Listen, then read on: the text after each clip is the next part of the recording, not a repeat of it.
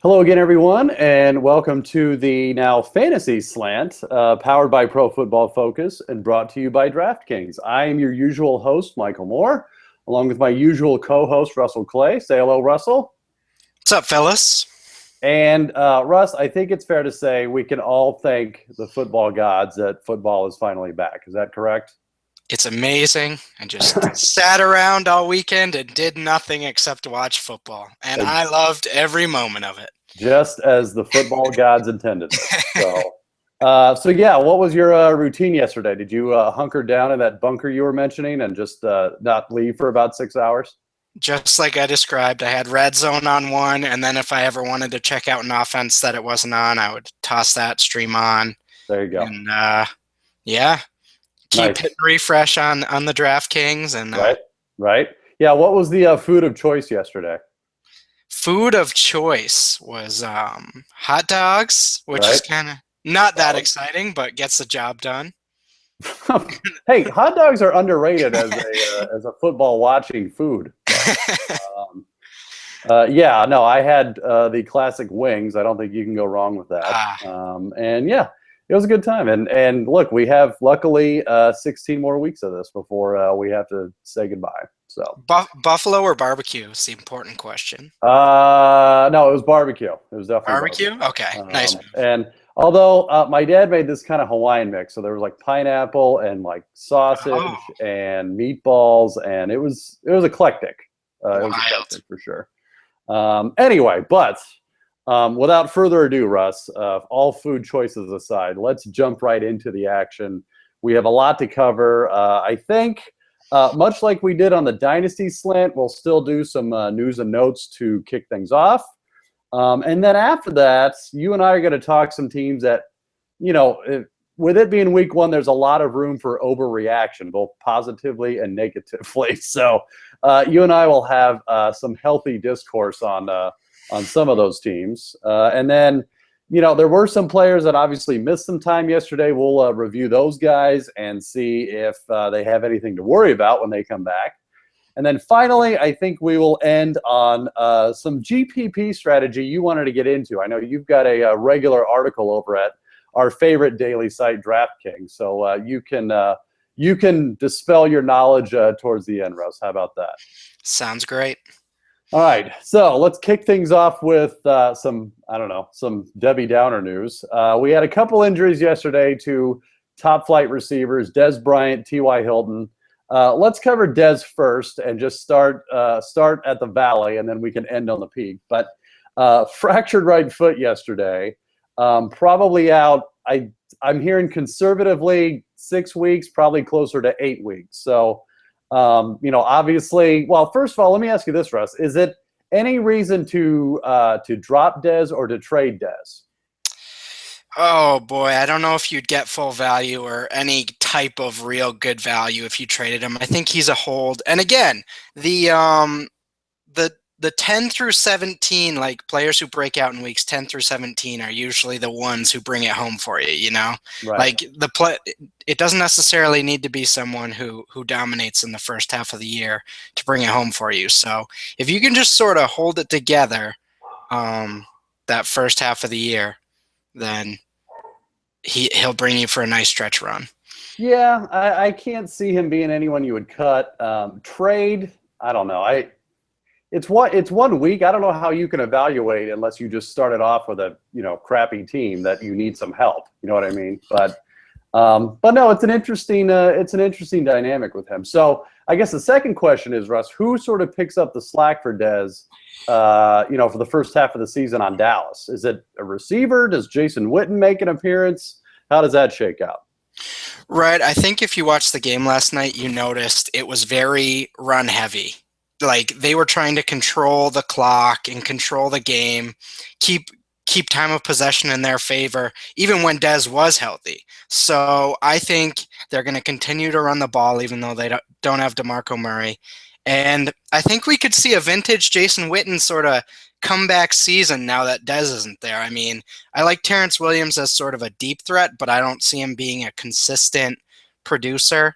So they need someone like Witten to be able to dump it off to, or they just need reliable targets, Cole Beasley a little bit too. Yeah, no, I'm with you. I'm buying on Jason Witten now. I mean, as you alluded to, he's had kind of a couple down seasons lately. I mean, his production literally has dropped the last 3 seasons. But hey, last night it was the vintage Witten, 8 catches, 60 yards, and obviously the 2 touchdowns went a long way. So, is he squarely a tight end 1 for you this season then? Yeah, he's pushing around. I'd say around tight end 4 to tight end 7 at this point, because again, people are emerging from that group, but we know his role. Like, we've seen him do this before, and now he's the main weapon in that offense again. So yeah, and look, he's Tony Romo's safety valve. I don't know that Tony Romo trusts anyone else on that team as much as he trusts Witten. So all right, so another top flight receiver that suffered an injury, luckily not as severe. T.Y. Hilton for the Colts, bruised left knee yesterday. Initially, Russ, I think there was some concern that he would be out a lot longer. Hopefully not out as long as we thought, and definitely not out as long as, say, Dez. So let's say, he's out at least 1 week, maybe 2 or 3. Who are you looking for to pick up the slack there in Indianapolis? I am looking at Moncrief and Philip Dorsett. I'm looking at Philip Dorsett in terms of potential opportunity. So while he may not get a ton of targets, I think he can make some big plays, and that'll be good for him going forward in the future weeks. But Moncrief's the real winner here based on how they used him in week 1. He was on the field before Hilton got injured, which was a little bit of a surprise. Andre Johnson looks a little old, which I was not expecting. I was ready to have him be a big year, and maybe the Bills' offense just made them look bad, which might be the case because they're good. But it was not encouraging for week 1, Yeah, I'm with you. I mean, the stat line, Johnson had 4 catches on 10 targets for only 24 yards. Yeah. Moncrief, meanwhile, 6 catches, 46 yards, and a touchdown. So, yeah, I'm with you. I think Moncrief's the guy there.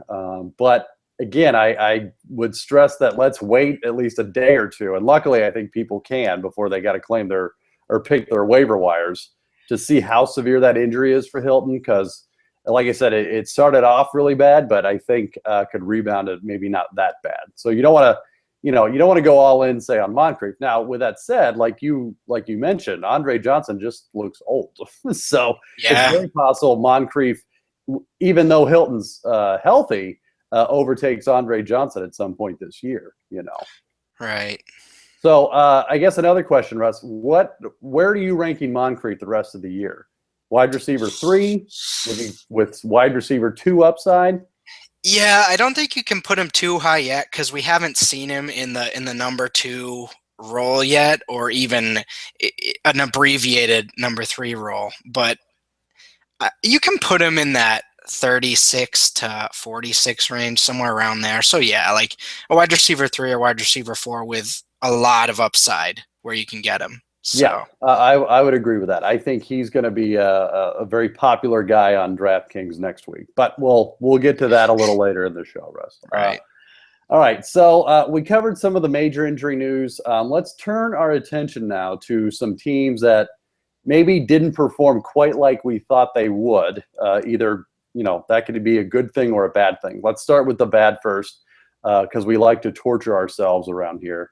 And sort of going off that T.Y. Hilton note, with the Colts, Russ, is it a fluke thing? Was it just running into a good defense? What do you attribute that performance to? Because it was not good at all. I mean, no one had a good day there. Yeah, Bills' defense at home is not to be trifled with, is how I'm looking at this. Apparently not. I mean, they were good last year without Rex Ryan, and it's pretty clear they're going to have a good defense this year. So I'm not looking too far into it. Luck's going to be fine. They're going to be throwing the whole year. Frank Gore, I think, is going to be fine. I wouldn't worry too much about that. It's one bad week, but I wouldn't worry too much about it in terms of the Colts. Yeah, and I would agree with you. I mean, I can't imagine Andrew Luck having, a game as this bad a whole lot. I think it was the 3rd time in his career he had a yards per attempt under 5. which just goes to show you how good the Bills defense was yesterday. And home field advantage makes it tough. So you add that on to already playing a good defense outdoors, and it really makes things tough. So yeah. Well, and like you mentioned with Gore, I agree with you. I think he'll be fine. I mean, look, he had 31 yards on 8 carries, but look, the Colts were out of it very early on and took him just out of the game completely. Right. So no, I'm with you. And look, the silver lining with Hilton possibly being hurt is maybe they rely on Gore a little more. And he's still a running back 2 for you this year. Yeah, I mean, it's definitely 1 week, so you have to take it into account. But I don't think if you were high on him before that, you're totally discounting him now. It's just. Well, and look, let's not forget the Colts have the luxury of playing Jacksonville twice, Tennessee twice, and Houston twice, who I don't think any of those defenses looked exactly stellar. So, no, Luck has a lot of good games left in him, and he'll be just fine. So J.J. Watt is awesome.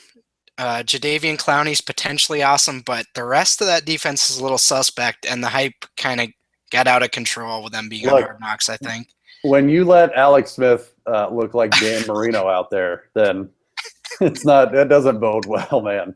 But that's not a knock against Alex Smith. I think he could do some things, especially now that luckily it seems like Andy Reid finally cut Travis Kelce loose in a good way. So, man, isn't that exciting? I'm sure we'll cover Kelce a lot more this year. But in the meantime, let's go back to torturing ourselves. Another team, Russ, that I think we might not be as optimistic about turning the corner would be everyone's favorite Denver Broncos. And is there really anything to say that hadn't been said? They don't look good. Peyton, there's something there, man. I don't know. Even the most faithful Peyton believers, I think, have to admit that there's something off there, right? I saw in the first quarter Peyton throw like a 10-yard in to Demarius, and he did something that like I would do if I was throwing. It like hit off his shoulder and then it bounced in and bumbled into him. You might have a job next year, Rob. Who knows? And I think he'll be fine because he's so smart and he like knows sort of the offense so well, especially against weaker teams. But man, especially when it gets cold out later in the year, it's trouble. They're going to have to lean on the run game, and I think teams are going to be aware of that this time, Well, that and, with it being only week 1, he's got a lot of games left to go. Right. I mean, there's, I think, some serious question on how long that's going to last. He's gonna still have some Peyton Manning games where he throws 3 or 4 touchdowns, but I don't think he's even got the upside of what he had last year now. No, and look, he may throw 4 touchdowns, but he's going to still throw only 200 yards, and they're going to be all those, like you said, those 7-yard slants to Emmanuel Sanders. So I'm downgrading literally everyone on that team this year, man. I'm very scared for all of them. I mean, look. You had Emmanuel Sanders turn in a good PPR game, 8 for 65. But look, you're taking Demarius's biggest strength away if you can't hit on the deep ball. That's what he does, Right. And yeah, I would be worried. I mean, even the run game was not, I think, nearly as effective as we hoped it would be. Right. Again, the Raiders are still there. They're still going to have that. So. Right. But no, you've got 2 games you can count on everyone for. I will admit that. I'm with you that there's something there. I think you got to downgrade, man. I don't think you can trust Peyton to be a quarterback 1 at the moment. Partly because of him and partly because there was just a lot of very good quarterback performances yesterday. Mm-hmm. That I would much rather have all season over Peyton, which is sad, but it's true. And so does this change your opinion so far anyway of C.J. Anderson being a top-flight running back or Demarius being a top-flight receiver? How far – let's say this. How far are you downgrading that? You're already starting to see the cracks in the C.J. Anderson wall with this Ronnie Hillman emergence. Right. They used him quite a bit yesterday, And the offense started rolling a little bit when he got in there. So I think Anderson's going to be fine, but I think the ceiling's a little capped at this point. Yeah, I would agree. And, they tried to pass it off his action or lack thereof as sprained toe. But, again, that's one of those minor injuries that makes you wonder, like, was it really the sprained toe or were you just not doing good? And that whole game yesterday just felt like two teams that regression's just hitting them in the face. Yeah, and I think bad. No, and that's a good way to put it, because it was just very hard to watch. It really was.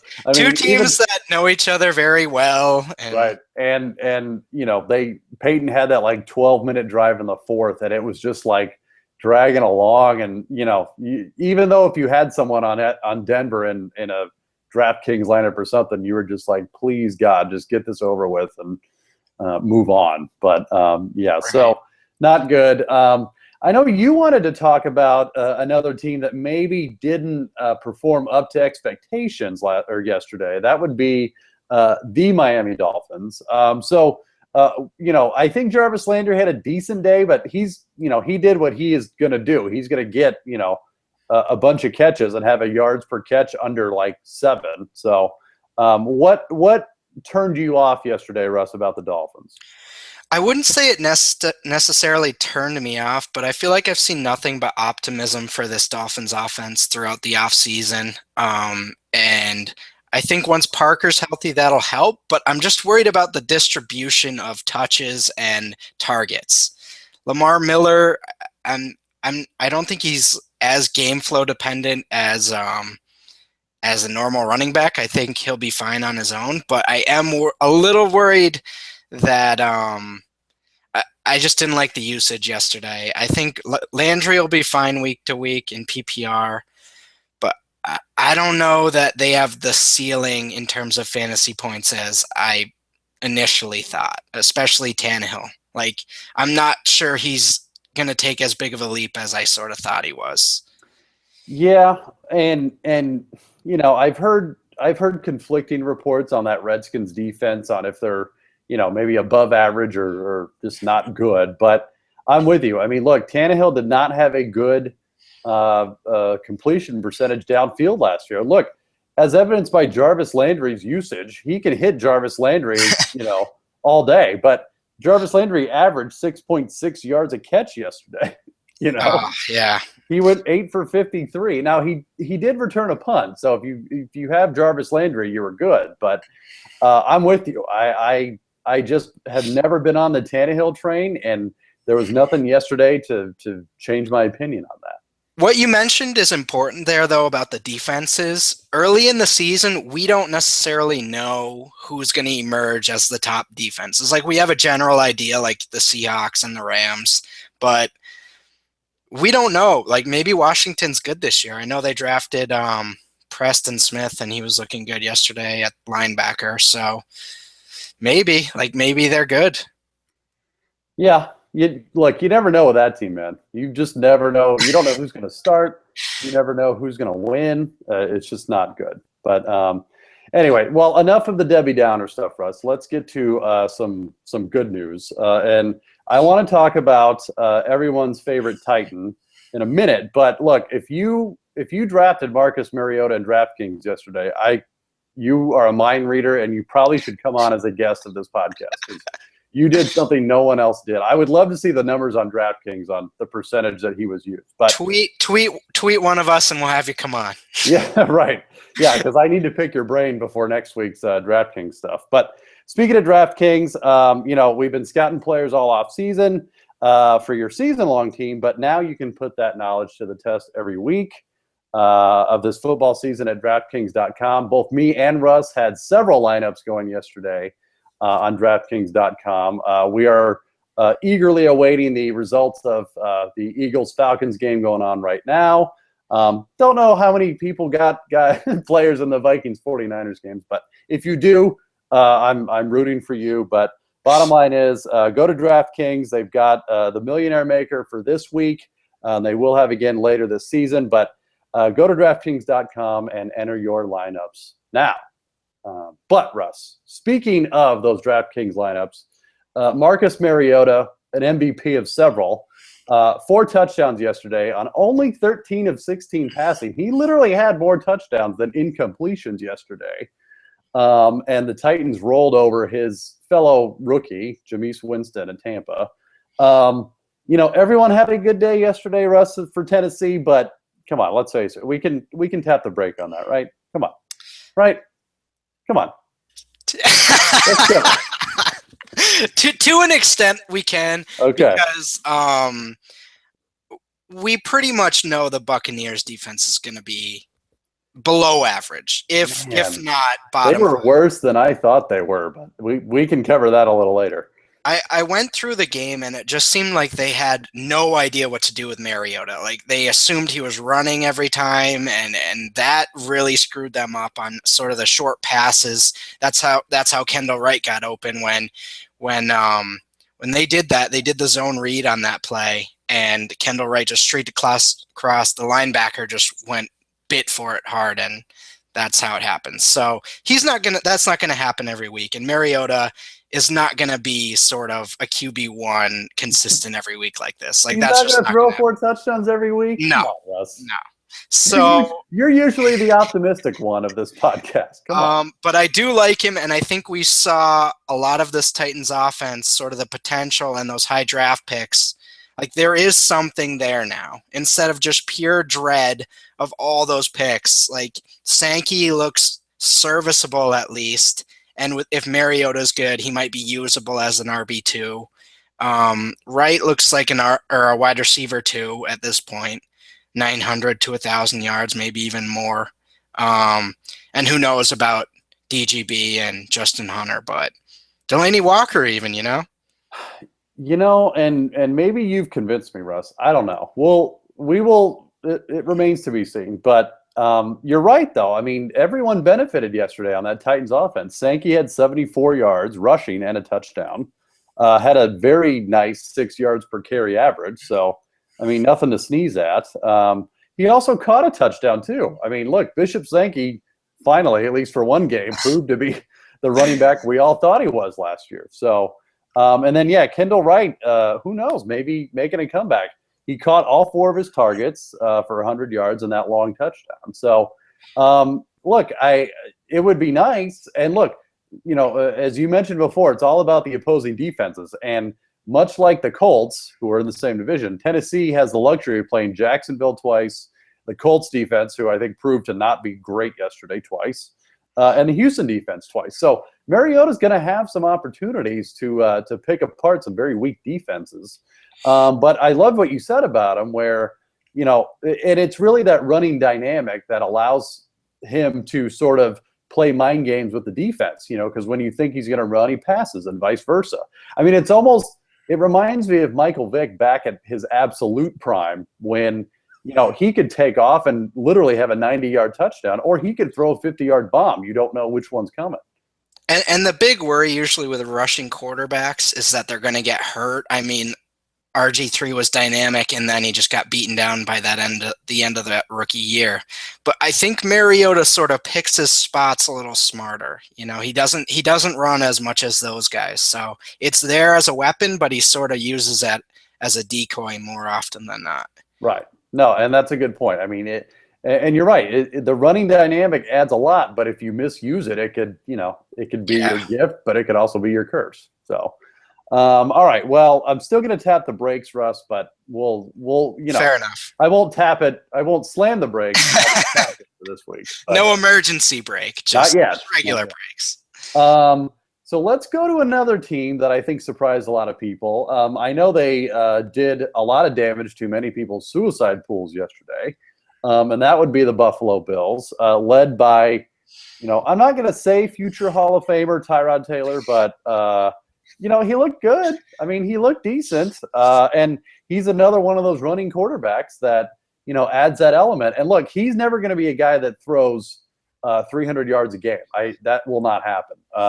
But look, he could throw, for maybe 200 and a couple scores and then run for 1 or 2. You never know. So the final numbers on old Tyrod, 14 of 19 for 195 yards and a touch. And then in the running game, 9 rushes for 41 yards, including a 31-yarder for his longest run. So where are you at on them, Russ? Are they is it tap the brake time, slam the brake, or pedal to the metal? Tyrod is just he feels like a classic case where he might do well early in the year before teams get like film on him. Right. And then by like week 7, it's just a struggle because they know his like 2 to 3 moves, and then they double Sammy Watkins, which they did yesterday, and Harvin's hurt, and then McCoy's banged up, and it's just a mess. So if I were to guess, that's what I would say is going to happen by mid-season. But the next few weeks, I guess, if you have nothing, if you want to throw him in a DK lineup with, if it's a good matchup, maybe he'll be cheap, but I'm pumping the brakes. I love the defense. I think they have the potential to sort of carry that team, but the offense is not. And Sammy Watkins is in trouble. Like, I thought he was going to be all right this year. I'm not so sure about that anymore. Yeah. He had no catches on 3 targets, so not good. Yeah, I'm with you. I probably would be less optimistic on them than Tennessee, to be honest. They're just in a bear of a division, man. It's not none of those other teams are cakewalks. They all won yesterday. Every team in the AFC East won. And so it's not going to be easy. And I agree with you. Look, I like to think they, discovered gold in Tyrod Taylor. He was blocked in Baltimore, obviously, for many years behind Joe Elite Flacco. But, there's just – I don't know how many playmakers are around Tyrod Taylor that could, sort of pick up the slack when it's not happening for him. Like you said, LaShawn McCoy, I think, is in trouble. I really do. Look, they're going to give him 300 carries, but he could finish with like 900 yards, I'm not letting Joe Flacco off the hook either for that disgusting game he put up. Peyton kind of overshadowed him, but man, he did. That was all around terrible. Look, eliteness takes a couple weeks to get into form, Russ. Okay, it's not automatic. That's not the definition of elite. But I think we can tap the brakes on Buffalo. I would love to see them do it again and make sure that they've got some talent. Look, if anything, I'm pleasantly surprised by Carlos Williams. I honestly was not buying into that before the season. It's pretty clear that he is the main backup to Shady McCoy. And look, he did well. He had only 6 carries, but 55 yards and a touchdown. So if anything, if there's anyone to pick up, I would say Carlos Williams, right? Yeah, maybe as a sort of Niall Davis-ish handcuff, for Jamal Charles. If McCoy gets injured, maybe he'll get a shot or something. Oh, it will happen, Russ. We probably need to have an over/under on which week that actually happens. It's not looking too good for him this year. No, and look, I like to think Rex Ryan, has enough courage, is the word I'll use, to go with the hot hand and not just give it to the veteran over and over and over again. But it's early. It remains to be seen, and we will be watching very closely. So, all right. So switching gears a little bit, Russ, let's cover some players that actually did not play in week 1, but instead look at those players that filled in for those guys and see if they've got anything to worry about. So let's go with probably the most popular one, Le'Veon Bell. Missed the game on Thursday against the Patriots. D'Angelo Williams, out of nowhere. I don't know of anyone that would have predicted the game he had, but he proceeded to run just all over the Patriots. He had. I'm looking up the stats here. It was like 130 yards or something crazy like that. Yeah, he ran wild. It was 21 carries for 127 yards. Unbelievable. And look, good for D'Angelo. Always, was a fun player. But Le'Veon Bell, he comes back in another week or so. Is there anything Le'Veon doesn't have to worry about job security, right? It's a nice handcuff to have if Le'Veon does ever go down. But God, isn't this the story of D'Angelo Williams' career? He just looks amazing. And then Carolina made a mistake, Russ. They made a mistake. 32 years old, and he's just running out there like he's 25. But yeah, I mean, he's a backup, and once Le'Veon gets back, they need him back. I mean, even though as much as D'Angelo was awesome in the run game, where Le'Veon sort of sets himself apart is in the passing game, and that's where it hurts right now, you know? Well, you're right. And look, the final was 28-21, but like they had a garbage time touchdown. It was really a 2-touchdown game most of the time. So I agree with you. The sooner Le'Veon Bell can come back, the better. For those of you that handcuffed with D'Angelo, hey, God bless you, man. Ride that wave until you can't. So, staying on the Steelers, Russ, we've got Martavis Bryant. He's out the first 4 games of the year because of suspension. Marcus Wheaton started in his place. Didn't exactly set the world on fire. Had 3 catches for 55 yards on 7 targets, mind you, so not the best. But Heath Miller, who seemingly will not go away, 8 catches for 84 yards on 11 targets. He tied for the team high in targets, which just proves he is the AFC version of Jason Witten, is he not? Of all the injuries, and he's the older white tight end who's been around for literally a decade and is not going away. When Le'Veon got suspended, I'm kind of upset at myself that I didn't think okay, Heath Miller checkdowns, that is what's going to happen. And that's clearly what was going to happen. But I think once Le'Veon gets back, it might hurt him a little bit, but he's a good player. Heath Miller's just going to be around catching touchdowns every once in a while and getting some yards. So, another player that didn't get as much attention, Darius Hayward-Bay, actually outproduced Marcus Wheaton 4 for 58.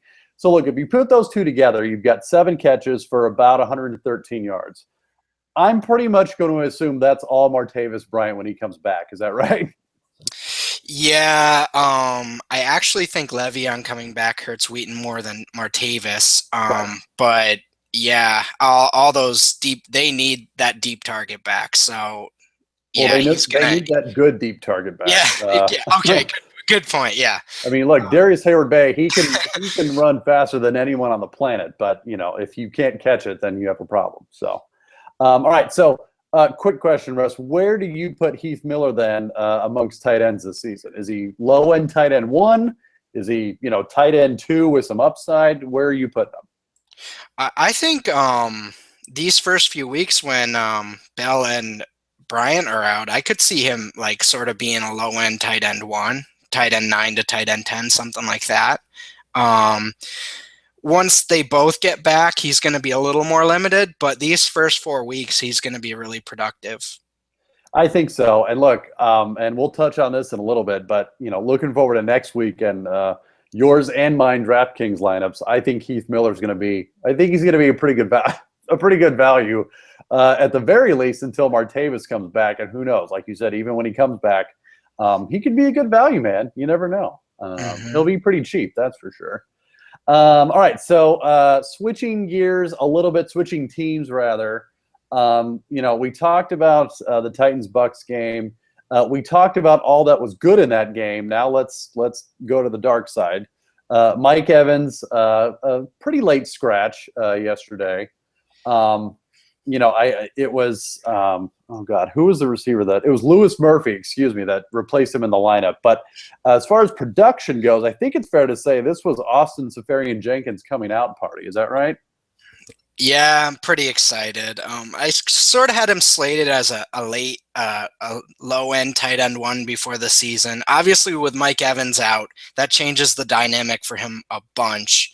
And with Vincent Jackson sort of struggling a little bit, a lot of the passes that were thrown to him were errant, but Seferian-Jenkins looks good. The touchdowns might not be there when Mike Evans get back. Actually, I know the touchdowns are not going to be there when Mike Evans gets back because he's going to get 10 of those this year. Right. But in terms of yardage and stuff like that, I think he'll be able to accumulate sort of 700, 800 yards this year. And that's good for a tight end. And if you're putting him in your lineup every week, there's going to be quite a few weeks where he helps you out quite a bit, you know?